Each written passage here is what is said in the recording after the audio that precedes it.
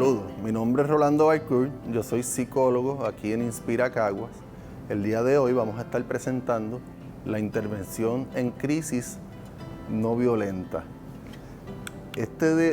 Vamos a comenzar con las leyes, la ley 408 del Código de Salud Mental de Puerto Rico. No voy a discutir las leyes, pero sí las voy a mencionar. Queda de ustedes, ¿verdad?, estudiar estas leyes o repasarlas más bien, porque yo sé que ustedes las saben. La ley 408 del 2000, con sus enmiendas a la ley de Puerto Rico, también menciona la ley IPA, que es la ley que protege la confidencialidad de los pacientes de salud mental, pero también protege los derechos de estos pacientes. La ley PAMI, del Programa de Protección y Defensa de Personas con Condiciones Mentales, son leyes federales, tanto como leyes estatales, dirigidas a cuidar y a proteger la seguridad de los pacientes de salud mental. A raíz de estas leyes y eventos que han sucedido históricamente, se crea esta industria del CPI, Intervención en Crisis No Violenta. La filosofía central del CPI es cuidado, demostrar compasión y empatía con nuestros pacientes. Bienestar, apoyar el bienestar emocional y físico de los pacientes. Protección, prevenir los peligros, los riesgos y las heridas. Y seguridad, asegurar la armonía, no el daño de los pacientes, pero también debo añadir de los empleados, porque si nosotros no estamos seguros, pues no podemos brindar bienestar y seguridad a nuestros pacientes. Este es el modelo CPI de desarrollo de crisis. Estoy seguro que muchos de ustedes lo han visto ya, así que lo estaríamos repasando. El desarrollo de crisis, en el periodo de ansiedad, cuando el paciente está ansioso, usted va a brindar apoyo. Paciente que se torna defensivo, usted le va a dirigir, le va a establecer límites. Persona que ataca, en ese momento usted interviene físicamente de forma no violenta.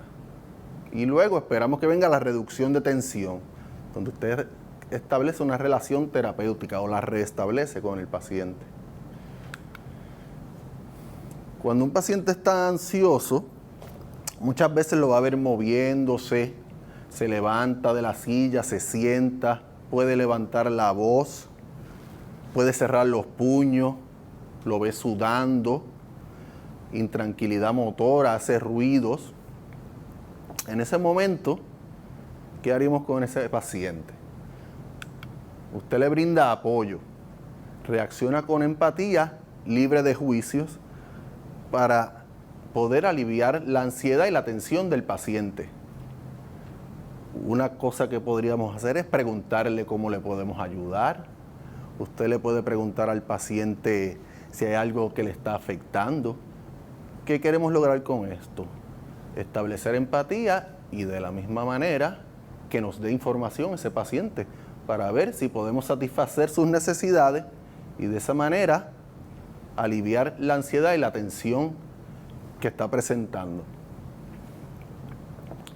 En ese momento no debemos establecerle límites ni emitir juicios, porque entonces podría brincar a la próxima etapa, que es que se torna defensivo.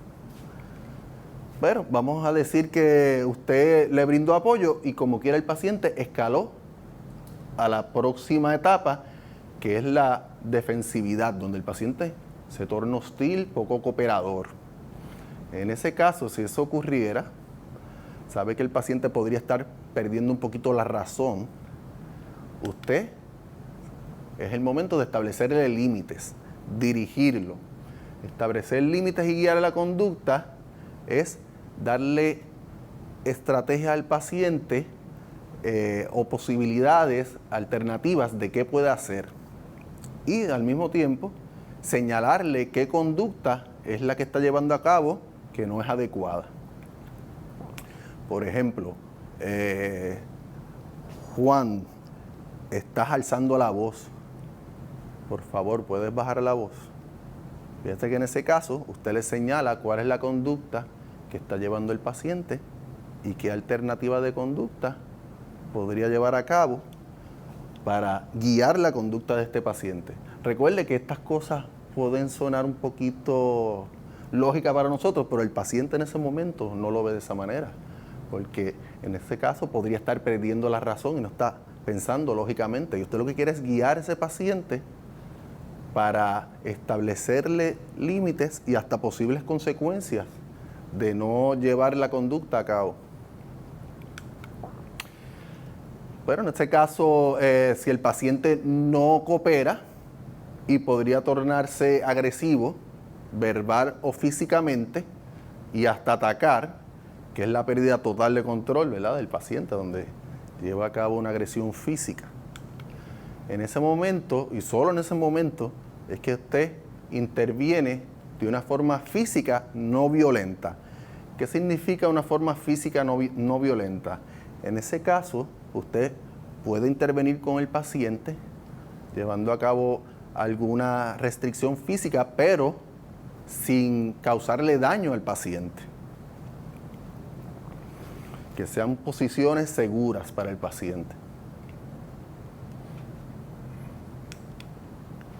Esperamos que luego venga la reducción de tensión y es una disminución de energía física del paciente, o sea, que este paciente, luego de que haya ocurrido la intervención física no violenta, disminuya la tensión.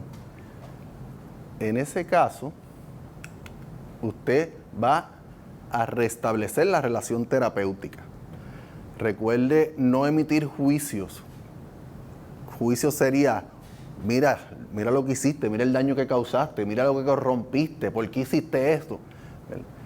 Tener cuidado, ¿verdad? En ese caso lo que queremos es reducir tensión del paciente. Si emitimos juicio a este paciente, lo hacemos sentir culpable o le causamos alguna coraje adicional, podría regresar al número 2 o al número 3, y eso es lo que usted quiere evitar. Así que en la relación terapéutica, cosas que puede hacer es restablecer la empatía, explorar cuál fue el detonante, permitir el desahogo, cosa de que este paciente reduzca la tensión. Hay ocasiones que el paciente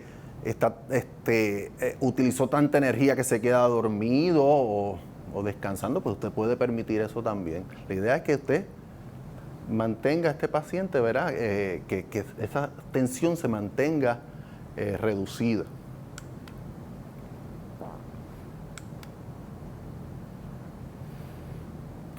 Proxémica es el espacio personal. En ese caso, lo que queremos demostrar es cuánta es la distancia que se debe establecer con un paciente con el que usted está interviniendo. Sabe que si usted está muy cerca de un paciente, va a aumentar la ansiedad y la tensión de ese paciente. Además de eso, no podría usted estar seguro si está muy cerca del paciente, estaría exponiéndose. Una distancia recomendada, según el CPI, es alrededor de 3 pies de distancia. Ahí está en metros, pero son alrededor de 3 pies de distancia. Ahí lo pone 1.5, 3 pies de distancia. Claro, probablemente muchos de ustedes pensarán que 3 pies de distancia es muy poco, es más o menos el largo de mi brazo. Y probablemente en muchos casos sea necesario brindar más de 3 pies de distancia según la situación en la que esté involucrado o cuán alterado está el paciente, el tamaño del paciente. Así que probablemente 3 pies necesita un poco más de 3 pies. Aquí explico un poquito, ¿verdad? ¿Cuánto espacio debo brindar? Depende también, añade acá, la cultura, el género, si usted es masculino y el paciente es femenino o viceversa, quizás tenga que dar un poco más de distancia, la cultura, cosas como el anglosajón no le gusta le gusta que le miren a los ojos mientras le hablan, mientras que el hispano entiende que eso es una forma de intimidar. Hay unas diferencias culturales también que hay que tomar en consideración en esos momentos. La invasión del espacio personal puede aumentar la ansiedad del individuo y llevarlo a la otra etapa, que es de defensividad, que es lo que usted quiere evitar, que escale, que era lo que estábamos explicando anteriormente. El lenguaje corporal, en ese caso, el mensaje no verbal transmitido a través de los movimientos, la postura que usted va a asumir mientras está interviniendo con un paciente o un participante. Esa postura es bien importante. Hay un dicho que dice que un gesto vale más que 1000 palabras, pues eso es lo que queremos decir en este caso. Posturas que sean o demuestren autoridad o que intimiden al paciente puede llevarlo a una escalada. Posturas, por ejemplo, posturas de esta índole, que es la postura que yo le llamo Superman, demuestra una postura de autoridad. Esta otra postura demostraría una postura defensiva. La postura que se recomienda es una postura relajada, los pies en L para poder tener balance, las manos libres, visibles, no detrás en la espalda o quizás en los bolsillos, porque puede causar en el paciente suspicacia. Estas posturas proveen respeto, honran el espacio personal, contribuyen a la seguridad del personal y también ofrecen una ruta de escape. En el caso que el paciente se torne violento, usted debe localizar las puertas más cercanas, porque una posibilidad es que usted tenga que salir para ponerse a salvo. Y es una postura, por último, no amenazante. Como le explicaba anteriormente, posturas amenazantes o que se ven como una autoridad pueden hacer que el paciente escale y se torne hostil o agresivo.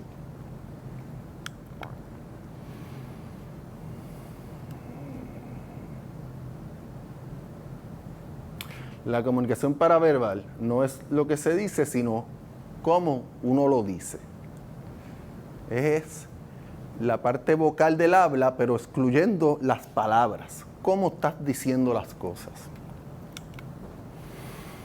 En la comunicación paraverbal hay varios componentes: la cadencia, el ritmo, la velocidad. Si usted está interviniendo con un paciente, no quiere hablar muy rápido, porque el paciente probablemente no le va a entender, pero tampoco muy lento. El tono, un tono muy grueso puede hacer que el paciente se exacerbe, se asuste, ¿verdad? Cree miedo, inseguridad. Pero un tono muy fino, pues, va a reflejar quizá debilidad o que el paciente pueda tomar eso como que se le está burlando, por ejemplo. Y el volumen, de la misma manera, no muy alto, que el paciente sienta que le está gritando o regañando, pero tampoco muy bajo, que el paciente no lo pueda escuchar o que no llegue claro el mensaje. En cuanto al tono, pues evite mostrar impaciencia o aire de superioridad. Impaciencia, ¿verdad? Como, ¿cuándo terminará esto? Que mucho habla, ¿verdad? Este tipo de gesto que muestre que usted no está brindando atención al paciente. El volumen, mantener un volumen y distancia apropiada, como les indiqué anteriormente. Y en cuanto a la cadencia, emitir un mensaje usando un ritmo y velocidad apropiado, que el paciente pueda entenderle. Estos son los 4 niveles de intervención. El primer nivel sería el realizarle preguntas al paciente que usted observa que está ansioso. ¿Qué usted desea en este caso? Buscar información sobre el paciente para poder suplir las necesidades si así se pudiera lograr. Y la idea es, pues, mantener la tensión o la ansiedad lo más bajo posible. Usted lo que está buscando es una pregunta y una respuesta racional del paciente. Pero puede pasar dos cosas, que el paciente se muestre irracional en sus contestaciones o que se torne desafiante, hostil. Pero eso es parte de la información que usted quiere conseguir al preguntarle al paciente cuál es su estatus en ese momento.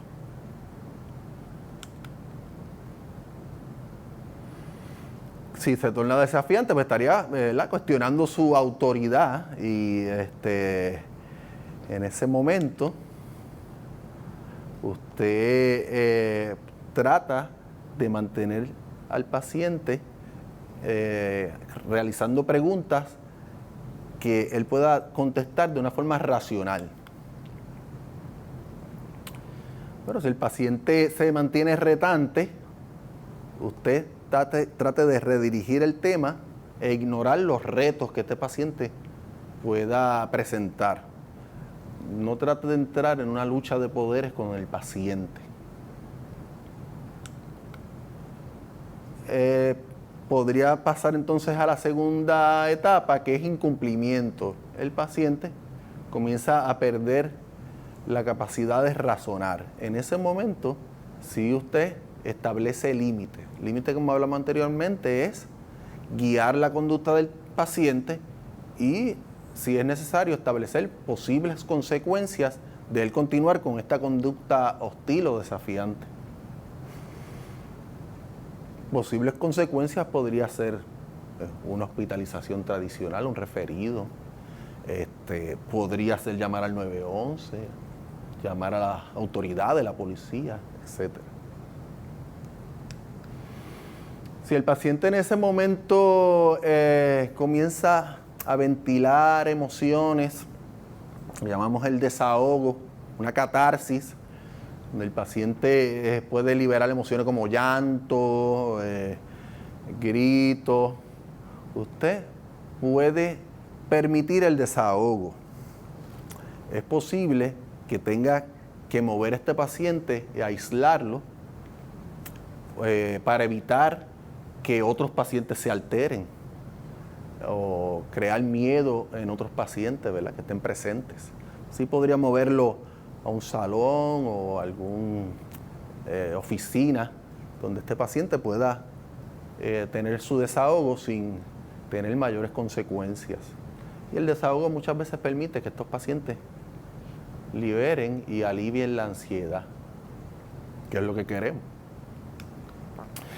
Pero podría ser que el paciente tome conductas hostiles, agresivas, con el deseo de intimidar. Si el paciente se torna amenazante físicamente, entonces ese es el momento de una intervención física no violenta.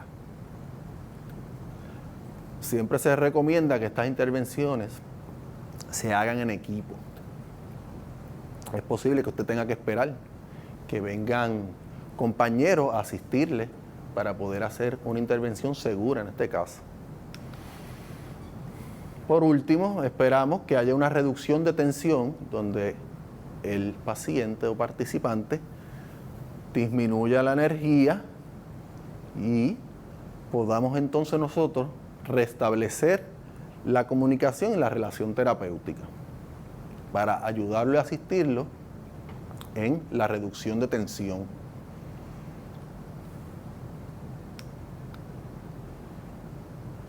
En el momento de establecer límites, debemos actuar de una forma específica, clara y sencilla para que el paciente entienda lo que usted le está explicando. Recordemos que estos son pacientes que están en ese momento ansiosos y no muy racional. Debe ser razonable. Razonable es que la consecuencia esté al acorde con la conducta exhibida por el paciente. Que no sea una consecuencia extrema. Y aplicable, pues que usted como empleado pueda aplicarla. Por ejemplo, una recepcionista que ve un paciente que está agresivo, no puede decirle que le van a trasladar a un hospital, pero sí podría llamar a las autoridades, activar el 911, la policía, etcétera. Entonces, según la autoridad, ¿verdad?, que usted tenga o la posición que tenga, es lo que usted puede aplicar al paciente. Claves para fijar límites. Explique cuál es la conducta inadecuada en ese momento.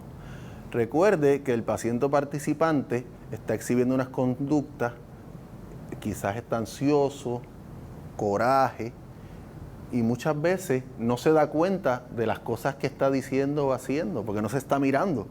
Pero usted le puede servir como un espejo al decirle qué conducta está exhibiendo en ese momento, para que el paciente entienda qué es lo que está haciendo inadecuado. Explique por qué la conducta es inadecuada, cómo está afectando a otras personas alrededor y al mismo paciente y su proceso terapéutico. Por ejemplo, Juan, estás gritando. Si gritas, no puedes escuchar lo que yo te quiero decir para poder ayudarte. Da opciones y consecuencias razonables. Juan, baja la voz para que me puedas escuchar y de esa manera podamos tener una comunicación más efectiva. Si continúas gritando, no te voy a poder ayudar. O tenemos que acabar la sesión. O tengo que referirte a otro profesional. O a otra institución. Posiblemente a un hospital tradicional si es que la conducta es demasiado agresiva. Fíjese que en este caso, usted le indica al participante cuál es la conducta, qué conducta usted espera y cuáles son las posibles consecuencias de esta conducta, empeorar o continuar. Y permita tiempo para que esta persona procese la información que está recibiendo. De la persona no entender o no cambiar de conducta, pues usted aplica las consecuencias que estableció con el paciente. Y esa parte es importante. Aplicar las consecuencias nos permite a nosotros y al paciente entender que la conducta que está exhibiendo es inadecuada y que tiene unas consecuencias. Si usted le establece consecuencia al paciente y el paciente continúa la conducta, pero usted no aplica la consecuencia que estableció, sabe que inconscientemente está reforzando la conducta del paciente y se va a seguir repitiendo. Consejos y técnicas de la intervención verbal. Permanezca en calma. Eso es muy fácil decirlo, pero es difícil en el momento en que un paciente te está gritando o señalando. Pero sí, es necesario permanecer en calma a pesar de que esta persona está alterada. Aísle la situación. Mencionamos anteriormente que es probable que estas personas tengamos que moverlos a un área para poder hacer una intervención más efectiva y que otros pacientes no se vean afectados. Establecer límites, que es lo que mencionamos, de indicarle a este paciente cuáles son las posibles consecuencias de si esta conducta continúa. Escucha al paciente, de una paciente puede estar exacerbado en ese momento. Muchas veces lo que desea es ventilar estas emociones y escuchar al paciente cuidadosamente le ayuda a reducir tensión. Observe los no verbales. No verbales pueden ser como un paciente que se está buscando mucho en el bolsillo o en la parte de atrás, en la espalda. ¿Por qué es importante observar los no verbales? Porque recuerden que también hay un aspecto de seguridad de nosotros mismos. El paciente podría sacar algún objeto del bolsillo y queremos evitar también posibles agresiones y sea consistente. No hacer, ¿qué cosas no hacer? Sobrereaccionar. Sobrereaccionar sería un paciente que le grita y usted de forma natural le grita para atrás. Y digo de forma natural porque usualmente cuando la gente piensa que si a mí me gritan, yo grito para atrás. Pero eso sería contraproducente, ya que el paciente probablemente se va a exacerbar. Y eso no es lo que queremos. Lo que queremos es reducir tensión. No entrar en una lucha de poderes. Una lucha de poderes es donde un paciente trata de intimidarle y usted, consciente o inconscientemente, trata de intimidarle respondiendo de la misma manera. Eso también puede exacerbar la conducta del paciente. Hacer promesas falsas. Promesas falsas puede ser, si tú cooperas te voy a adelantar tu turno, por ejemplo. Pues si usted no tiene la capacidad o el poder de hacer eso, no debe hacer promesas que después no puede cumplir porque puede exacerbar la conducta del paciente también. Fingir brindar atención cuando en realidad no lo estamos haciendo. Ser amenazante, hablamos ahorita de las posturas que podemos asumir que se pueden interpretar como posturas amenazantes. Y evitar utilizar jergas de la calle. Jergas de la calle puede ser, ¿verdad? Papi, cálmate. Ese tipo de jerga puede ser que el paciente la confunda y exacerbe la conducta del paciente. Así que en el momento donde un paciente está hostil o agresivo, es el momento en donde usted debe comportarse lo más profesional posible para mantener la distancia con el paciente en ese caso. Cuando digo distancia física y también distancia a nivel emocional.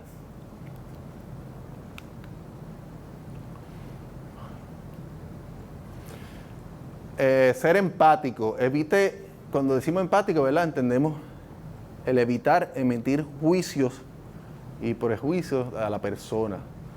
Brindar atención plena y escuchar cuidadosamente, enfocándose en los sentimientos. Los sentimientos, pues, personas pueden expresar coraje o miedo, porque para ellos quizás esto es un ambiente nuevo. Y nosotros podemos utilizar la reafirmación y validación de sentimientos. Una validación de sentimientos es decirle, entiendo que este es un ambiente nuevo para ti, que sientas un poco de temor, ahora entiende que estamos para ayudarte. Ahí está validando sentimientos para que la persona entienda también lo que está sintiendo en ese momento. Factores precipitantes. Factores precipitantes son las causas, pueden ser internas o externas, donde nosotros como empleados tenemos poco control. Y estos factores resultan en un cambio de conducta en el individuo, en el participante. Causa o factores precipitantes, ejemplo de esto puede ser la pérdida de poder personal, la necesidad de mantener la autoestima, personas que se tornan hostiles y agresivas para compensar por su propia autoestima baja, el miedo que le expliqué, ¿verdad? Miedo a un nuevo ambiente o miedo a la situación, puede la persona tornarse agresiva, sensaciones de fracaso, el buscar llamar la atención, enojo desplazado, en ese caso es coraje que tengo con alguien, lo desplazo con el personal. Y factores psicológicos o fisiológicos, en ese caso pues factores psicológicos, alguna condición emocional que tenga este paciente, que se esté exhibiendo en ese momento, o fisiológico, por ejemplo, un bajón de azúcar o algún otro factor como mareo, tiroides, ¿verdad? Que son factores fisiológicos que pueden afectar la conducta del participante. Por eso es la importancia de nosotros primero hacer preguntas a este participante que vemos ansioso para obtener este tipo de información o factor precipitante, porque algunos de ellos sí lo podemos controlar, otros no, pero hay algunos que sí podemos suplir la necesidad. Entender el factor precipitante nos ayuda como personal a evitar los cambios o las exacerbaciones en este paciente, siendo proactivo. Si sabemos las causas de este cambio, pues podríamos tomar medidas para que la conducta se escale y también nosotros mismos como personal evitarnos convertir en un factor precipitante adicional. Desconexión racional es la habilidad para mantenerse bajo control ante situaciones extremas o de pacientes que se están tornando agresivos, para evitar nosotros convertirnos en un factor precipitante, como le mencioné anteriormente. Sería como no coger las cosas personal, lo que nos está diciendo este paciente, no cogerlo personal para nosotros no afectarnos también y afectar por ende al paciente.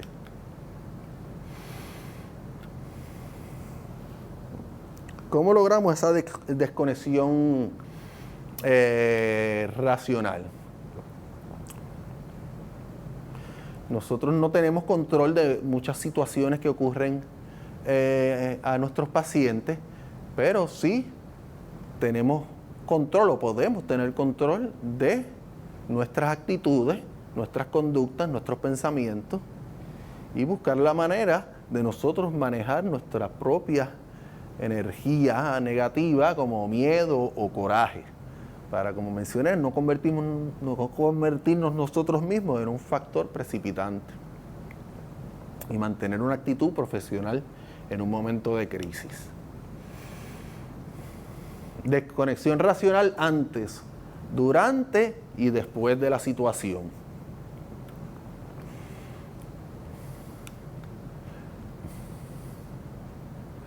Estos son ejemplos láminas, ¿verdad? Que brindamos de ejemplos que podemos realizar para nosotros mismos poder aliviar nuestra tensión luego de una intervención en crisis. Como nosotros, como seres humanos, pues también podemos acumular un poco de tensión y el ejercicio, el salir en familia, nos ayuda a mantener un balance en la vida.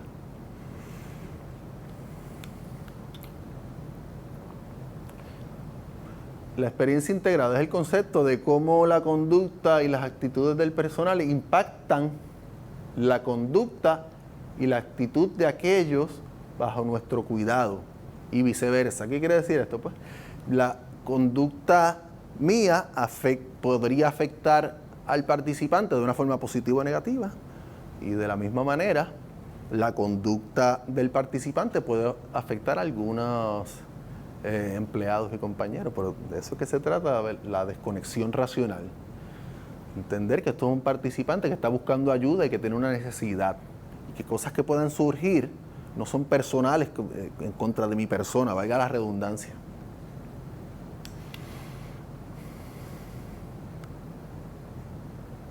Si nosotros mantenemos nuestras emociones y conductas bajo control, podemos impactar de una forma positiva a los participantes y de esa manera mantener la ansiedad de estos participantes lo más baja posible para evitar escaladas, que es lo que queremos evitar, ¿verdad? Que este paciente escale a una conducta verbal y o físicamente agresiva.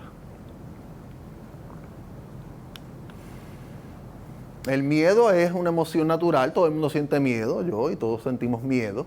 Es importante que tú entiendas y aceptes que sientes miedo, que tienes coraje en ese momento. El negar la conducta, la emoción no te va a ayudar a manejarla. Más bien, te ayuda más identificar esta emoción, aceptarla y usarla de una manera productiva. Un miedo improductivo es cuando tú te congelas y te quedas paralizado ante una situación de crisis. También el sobreactuar física o fisiológicamente o psicológicamente. Sobreactuar, pues le explicamos, ¿verdad?, que puede ser el gritar o el tener una conducta que impacta al paciente de forma negativa. Y responder de una forma inapropiada, ya sea física o verbalmente, ya sea con gestos o verbalmente, que tenga un impacto negativo en el participante y por ende alimentar una escalada. Pero el miedo, si lo sabemos utilizar de una forma apropiada, aumenta la velocidad de respuesta y la fuerza. Aumenta la agudeza sensorial y disminuye el tiempo de reacción. O sea que usted, si maneja el miedo, en este caso, podría utilizarlo a su favor para responder de una forma más rápida y apropiada.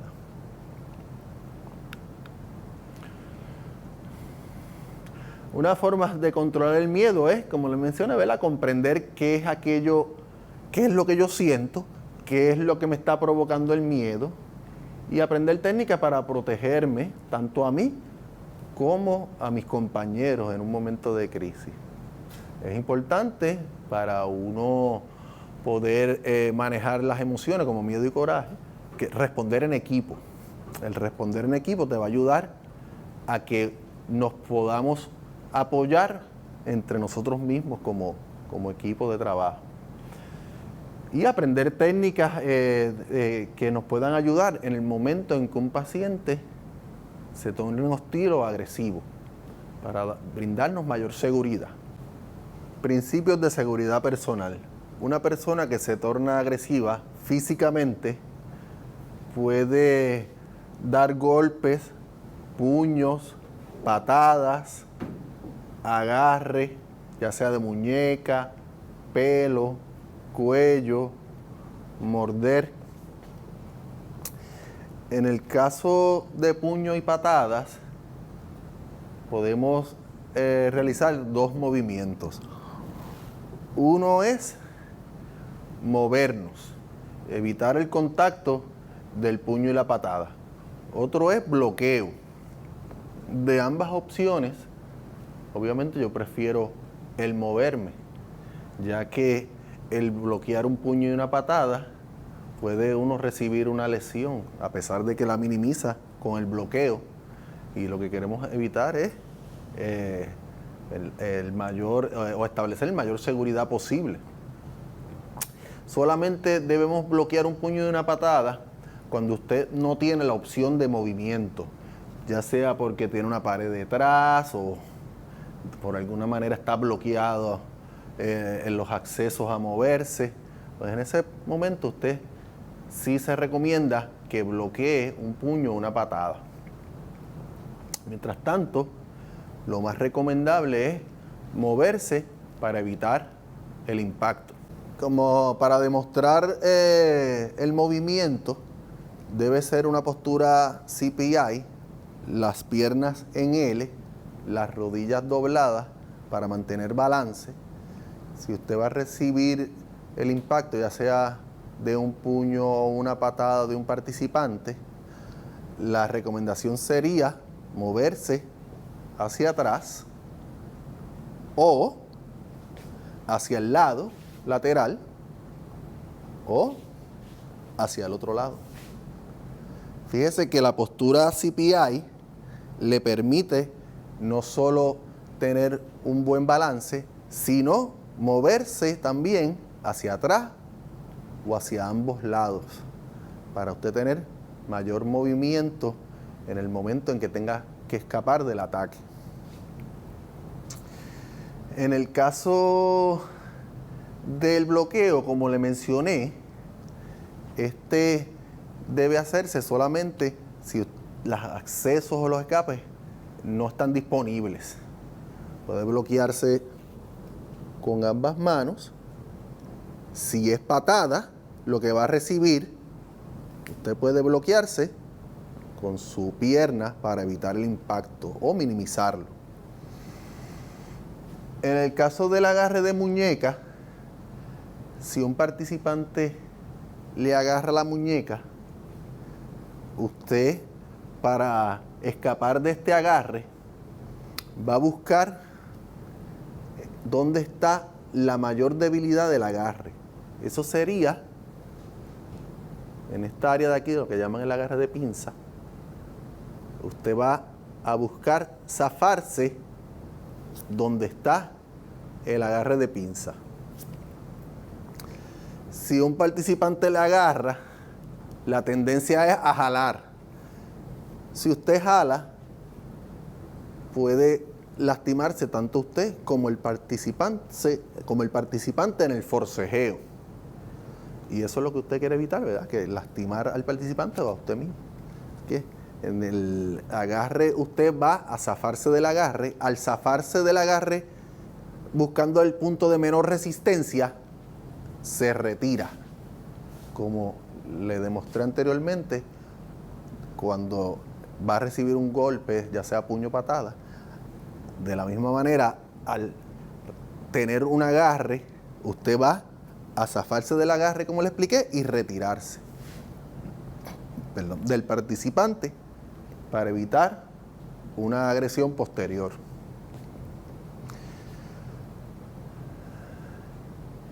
En el caso de las mordeduras, parecido al agarre, muchas veces la tendencia va a ser a tratar de jalar, si fuera el brazo donde le está mordiendo, pero al jalar puede ser que se lastime aún más.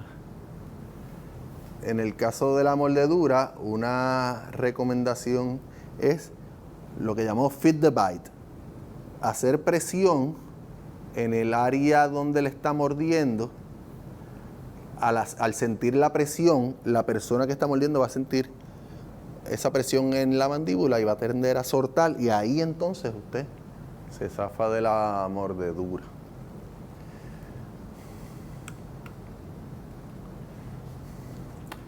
Aquí está, ¿verdad? Lo que le expliqué en la demostración, buscar el punto más débil del agarre para lograr zafarse cuando es un agarre en la muñeca. El efecto palanca, en ese caso, si la persona es más fuerte que usted puede buscar el punto débil del agarre y al mismo tiempo ayudarse con la otra mano. O sea que estaría usando las dos manos en ese caso para poder zafarse del agarre.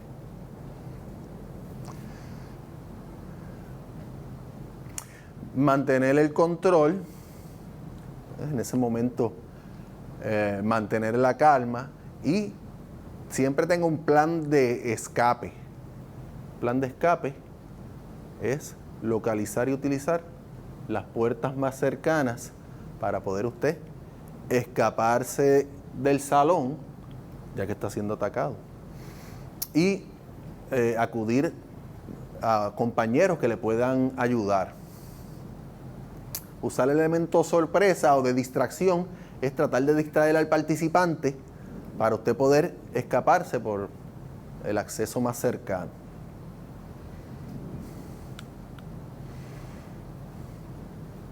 El artículo 25 de legítima defensa establece que usted tiene el derecho de defenderse a usted y sus bienes.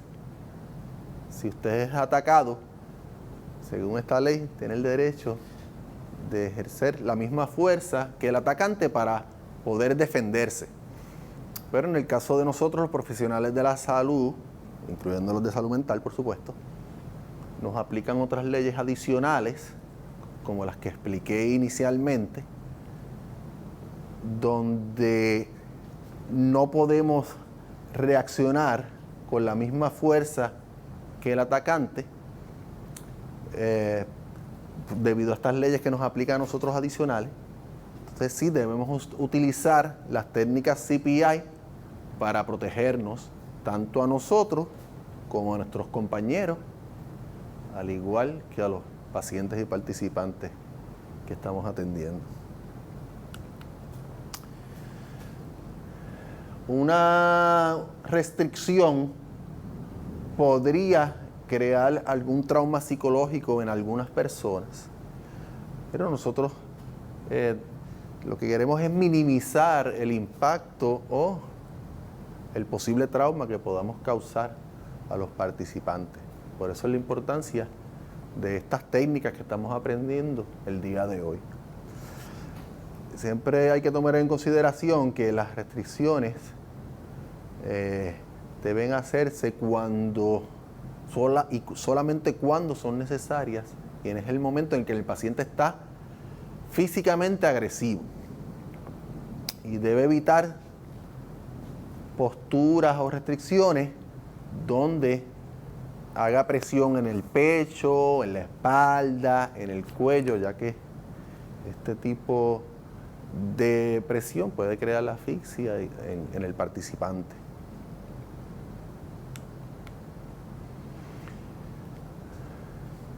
Como principio de seguridad, el personal adiestrado en alguna técnica de defensa personal, como karate, no debe utilizar ese tipo de técnicas en el área de empleo. Solamente va a utilizar las técnicas aprendidas en el CPI. La documentación correcta en el momento en que usted está interviniendo en crisis, sabe que tiene que hacer una documentación sobre el incidente, pues esa documentación usted puede llevarla a cabo utilizando el mismo modelo que estudiamos o discutimos anteriormente. Por ejemplo, paciente se torna ansioso, se le brinda apoyo, se pregunta cómo se le puede ayudar, este actúa de forma defensiva, agresiva, usted puede describir la conducta y se lleva a cabo una orientación, se establecen límites y se brinda estructura. Obviamente usted brindaría detalle en esa parte del incidente en el que usted intervino. La persona ataca, por lo cual se interviene físicamente con el participante. Y al demostrar una reducción de tensión, se comienza a proveer comunicación dirigida a restablecer la alianza terapéutica y empatía profesional. Recuerde ser honesto al documentar y hacerlo en un orden cronológico.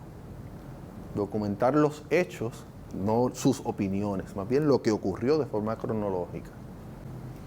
El equipo de respuesta en crisis, este equipo debe ser todos los que están disponibles en el área de trabajo. ¿Cómo se llama el equipo? Pues usualmente es la cara B gris la que utilizamos para alertar que hay algún altercado.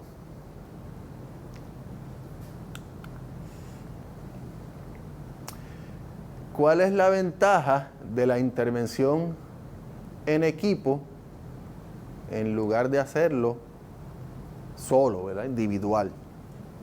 Pues al hacerlo en equipo con los compañeros de trabajo, hay mayor seguridad. Mientras más personas hay disponibles, pues más seguridad, tanto para el empleado o los empleados, como para el paciente o participante.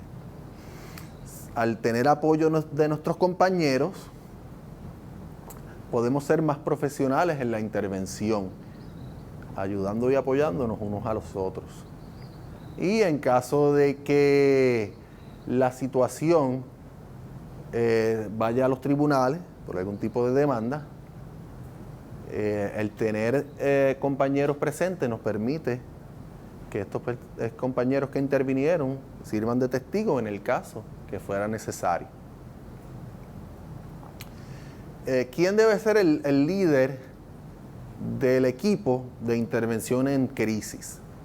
Bueno, eso depende de la situación. Puede ser la primera persona que llegó a la escena a intervenir con el participante, el que sea el líder en el momento de la intervención. Puede ser la persona que tenga más confianza o sea más competente en el manejo de crisis. La persona que tenga más conocimiento en este tipo de intervención, pues podría tomar el control de la situación y ser el líder. Y también podría ser la persona que tenga mayor rapport o empatía con el paciente. Usualmente es el terapista primario o el consejero psicólogo que le atiende, el que podría ser el líder del equipo. Pero eso depende de la situación en el momento en que se presente. El líder del equipo debe evaluar la situación que está ocurriendo, planifica la intervención y dirige a los miembros de su equipo. Se comunica con el individuo que está en crisis y al mismo tiempo vela por su seguridad y la seguridad de sus compañeros al dirigirlos en el momento de la intervención. Deberes de los miembros auxiliares, o sea, los compañeros. Verificar que el ambiente y los alrededores y la situación esté libre de algún objeto que pueda ser peligroso, ya sea algún cuadro, florero, alguna mesa que esté interfiriendo el paso. Actúa para que la situación baje de intensidad o baje la escalada. Reconoce la necesidad de más ayuda y puede llamar a compañeros adicionales para que intervengan en la situación en crisis. Y puede también participar en el proceso de comunicación para ayudar y apoyar al líder o a otros miembros del equipo.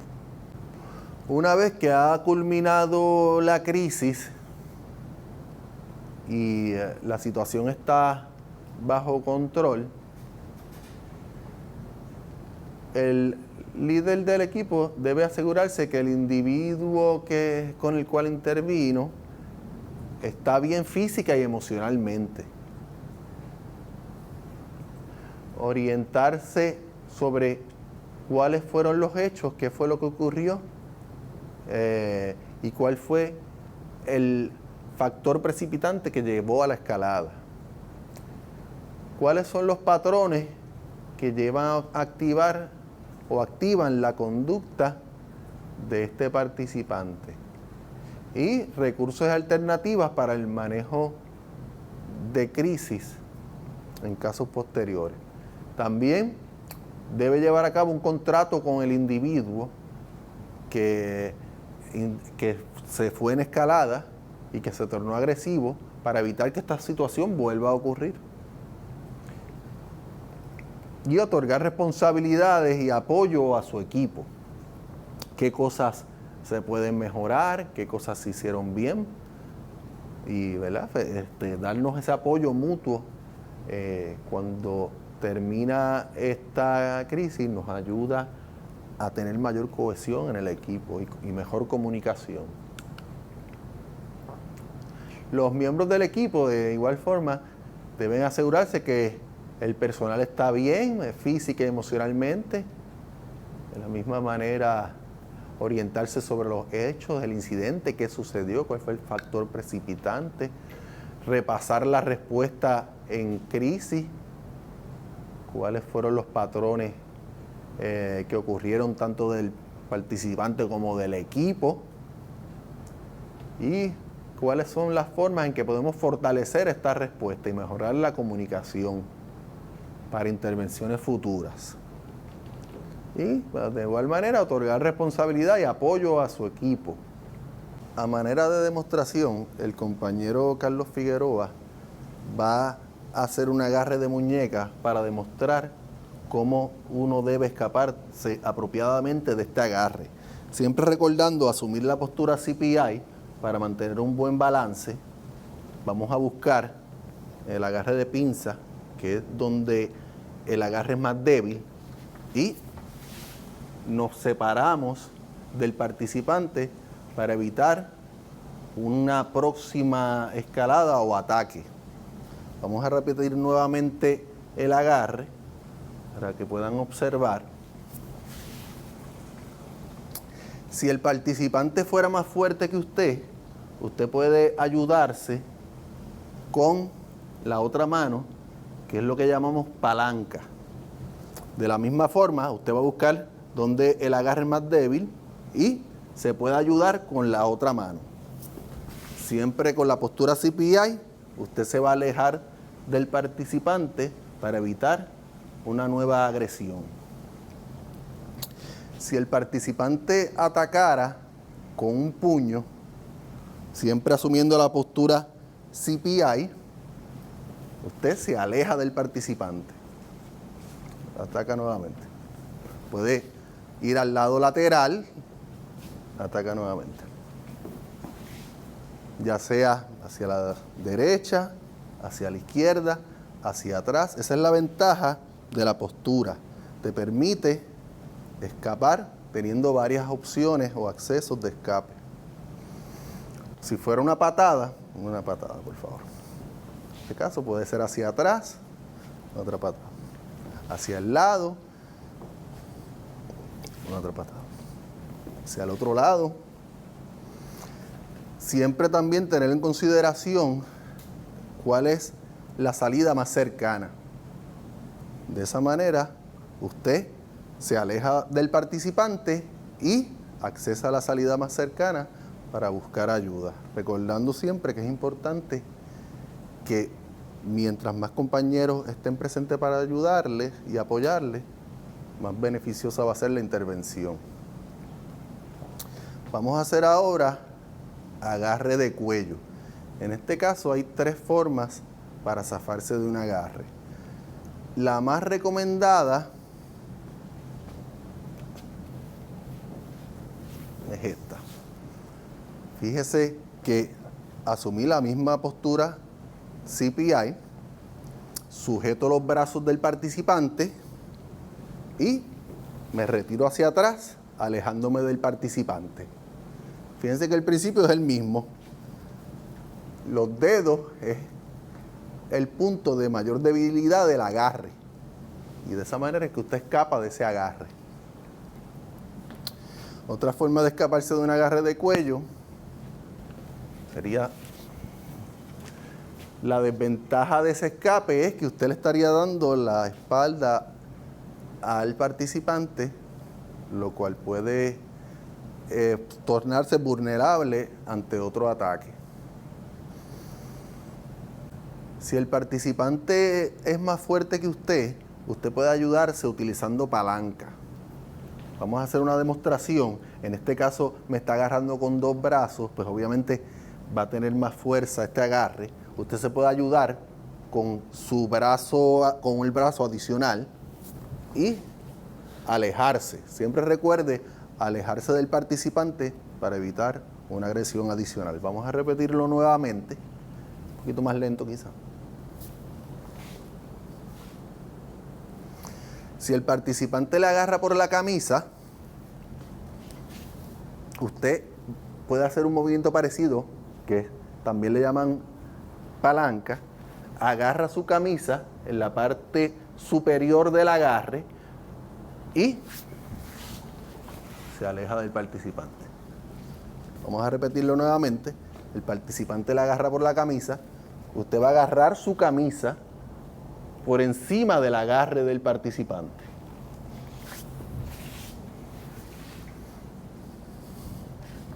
Otra manera de escaparse de este agarre, si fuera muy fuerte el agarre, agárrame la camisa nuevamente, asume la postura CPI, agarra por encima del puño del participante, se acerca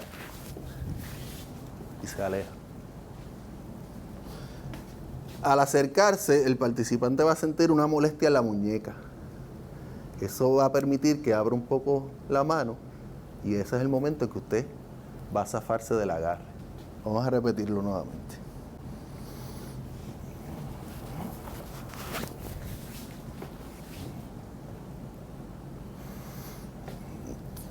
Estas demostraciones se están haciendo de forma virtual ya que debido al coronavirus debemos evitar el contacto físico y mantener el distanciamiento. Y esto ha sido autorizado por CPI, que es Crisis Prevention Intervention, para el beneficio de los empleados de Inspira y otras instituciones. Muchas gracias por su atención y estamos para servirles.